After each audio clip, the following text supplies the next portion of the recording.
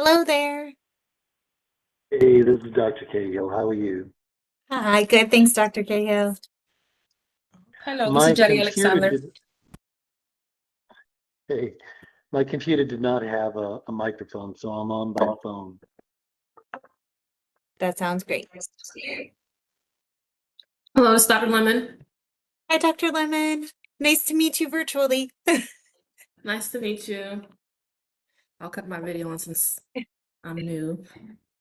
Sounds great.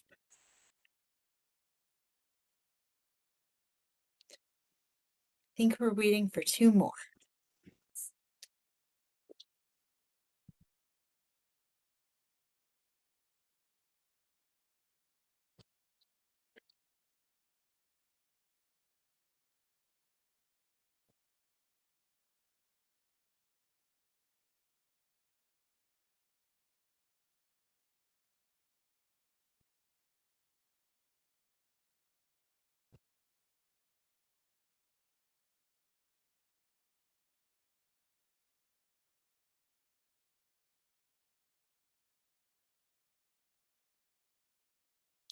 Hi, Dr. Kiefer. Hello, how's everybody today? Hey, Brad. Hey, Thank you. Hello. So I think then we're just waiting for Dr. Harris, and I thought he was going to be able to attend. Just give it just a moment. sure.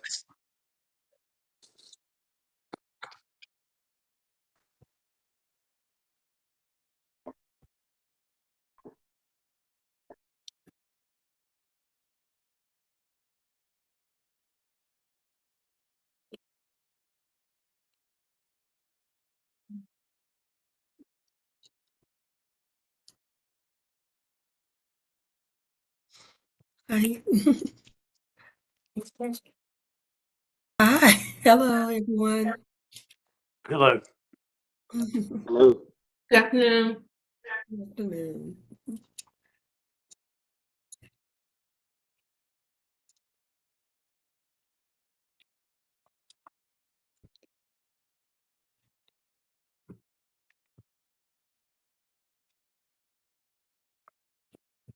I'll go ahead and try to give Dr. Harris a call. Just Okay.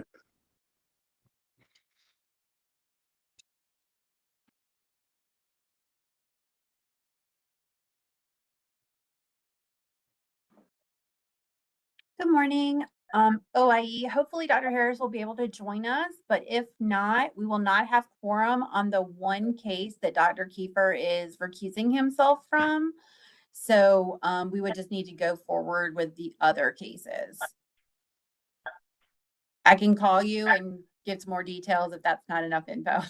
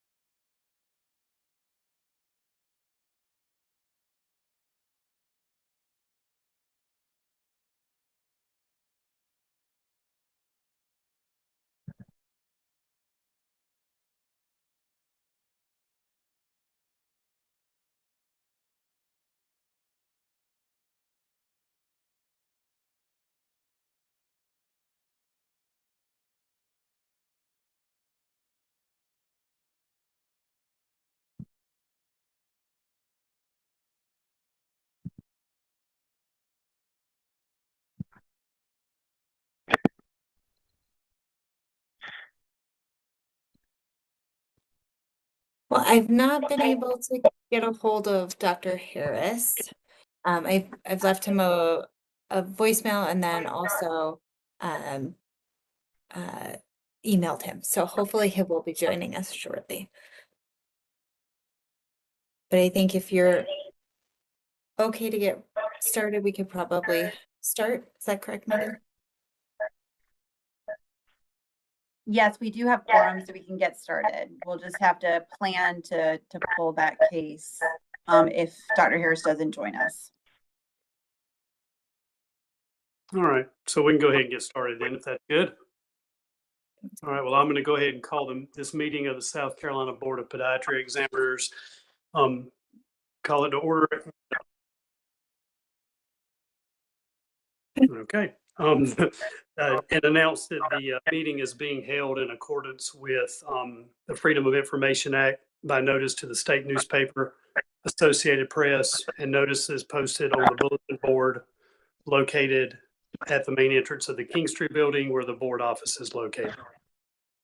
So we'll go ahead and has everyone had a chance to review the agenda for today and the minutes from the June 2nd, 2025 meeting? Yes, sir. Yes. Okay, if everybody has, can we get a motion to approve these? So moved. All in favor? Aye. Aye. All right, so our next item is the legislative update. Excellent. We have Virginia Wetzel with our Government Affairs Office here to give a brief update. Hey everyone, I hope you're having a good afternoon. My name is Virginia Wetzel and I'm our Governmental Affairs Director here at LLR. I wanted to just stop by and touch base with you guys and let you know where we were in the legislative cycle. In January, we will start the second year of a 2-year session.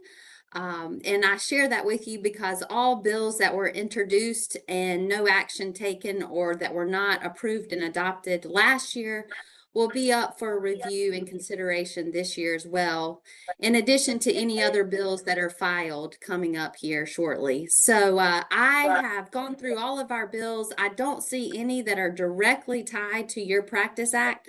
However, there are a few bills that I want to bring to your attention that would impact all of our boards. They both deal with deregulation in one way or another.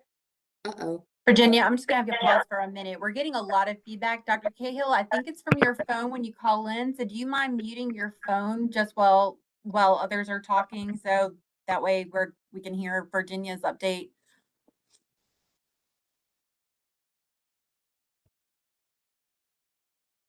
Okay. Let's see. Do I sound okay now? Yay. Okay. So like I mentioned, we're on the second year of a 2-year session. That starts in January. There are no bills that are directly tied to your Practice Act at this time that I could find.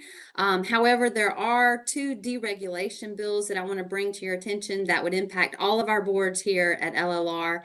The first is a House Bill 3021.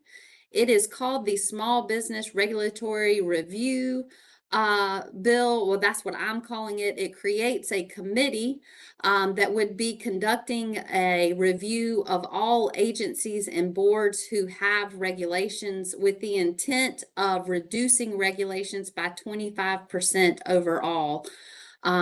Their approach to doing that would be to have this review committee conduct an analysis of the cost to the regulatory community versus the actual safety of the regulation in place and how it's protecting the public. So just keep in mind that would be a review of all of our existing regulations as well as any new regulations that were brought forward by our boards. So that bill was passed unanimously by the House of Representatives and it now sits over in the Senate.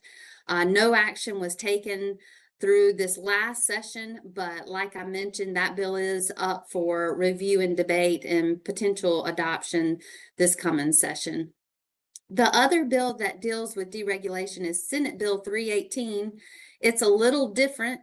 It is actually called the Delivery of Government Efficiency. And so it would be a review more of the fiscal aspects of agencies and how they could analyze cost and spending reductions across the board for agencies and boards alike. But the part that would impact you guys directly would be the fact that they would be repealing regulations that were burdensome to businesses, especially small and medium-sized businesses. So that component of that bill we're watching very closely. That Senate bill passed the Senate and is now sitting over in the House for review. So I will, of course, keep all of our boards, including you guys, up to date on the status of those two bills. And if anything else is introduced that would impact you guys directly, I'll be sure to let you all know immediately. So that's all I have to share today. I'm happy to take any questions or answer any other things that come up or that you have. Does anybody have any questions? Then thank you, Virginia. I appreciate the update. Yes, sir. You guys have a good day. You do the same. All right, so moving on, the next thing is the Office of Investigation and Enforcement OIE report. And who do we have for that? Good afternoon. I'm Jarixa Alexander. I'm the lead investigator, and I have with me the Renee Dash, the investigator for some of these cases. And first, I'm going to give you guys the statistical report. This is for information only, and this data was pulled as of November 14, from the beginning of the year until November 14. And at that time, we have received 8 complaints. We currently have 3 active investigations, and we closed 8 cases. And the second report that I have, these are the cases that went in front of the IRC, and the IRC is recommending 7 cases for dismissal. Okay, looks like Dr. Harris has arrived, so we are good, but we are going to, I believe there is a recusal for the IRC. Dr. Kiefer, is that you? Yes, it is. Okay, so we're just gonna move you to the lobby for about, hopefully a minute. And Okay. then we'll get you in just a second. All right. Good. Thank you. We've been moved to the lobby. Great, and I believe Dr. Cahill, I think that you were kind enough to volunteer to ask for the vote to vote on this IRC report. So if you don't mind unmuting yourself and doing that. Yes, ma'am. May I call for a vote? All in favor? Dr. sorry. Harris, are you making a motion to accept the dismissals? He was calling to initiate the vote, right? Yeah, he asked for the vote, so you would be the one that would make that motion to either accept the dismissals or to not accept the dismissals, or Dr. Lemon could as well, but I heard your voice first. No, I was saying second. So Right, but I'm saying Dr. Cahill is acting as the Right. chair right now because Dr. I Cooper got had you. to leave. So someone else is going to need to make a motion to either accept it or not.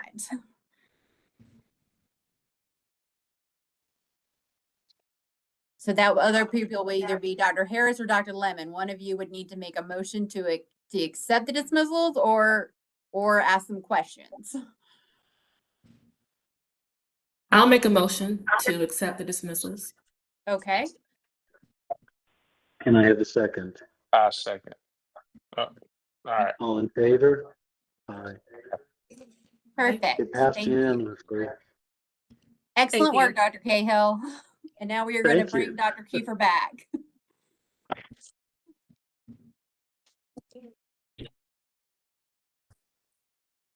Excellent. Okay, Dr. Kiefer, we are finished with the IRC report, so we can keep on moving down the agenda. Sounds good. Did that include the Office of Disciplinary Counsel report too? It did not, but Okay. I So that is, don't see them on here, so they might not have a report. okay. I do I not didn't- believe we have any cases in front of you all today. Okay, I didn't think so. Okay, so we will move. The next thing is my remarks. I don't have anything except I would like to welcome Dr. Lemon onto the board and thank you for your commitment to serve with us. Pleasure to be here. Thank you. So the next would be the administrator remarks. Excellent. Thank you, Dr. Kiefer. I just wanted to update you all. We did have we are currently going through the podiatry board renewals. We stuck to up to date. We have 122 folks that have renewed. We have about 30 in process, which is a little over half of our folks renewing their licenses. Typically, we see more folks renew towards the end of the renewal period. So I would anticipate we'll get more in, but so far it seems to be moving pretty smoothly. If you do hear of folks having a hard time getting in, or if they have, if they accidentally answer a question wrong, they can just send us an email and we can get them reset. If someone does have answers a question that needs a yes answer and needs some additional information, we'll send them out a paper application and they can just send that right on back to us. And that's the process for those, because we need to get some additional information with any of those yes answers. So I'm happy to answer any questions you all have on renewals, but it seems to be going well, and happy to take any feedback you all have.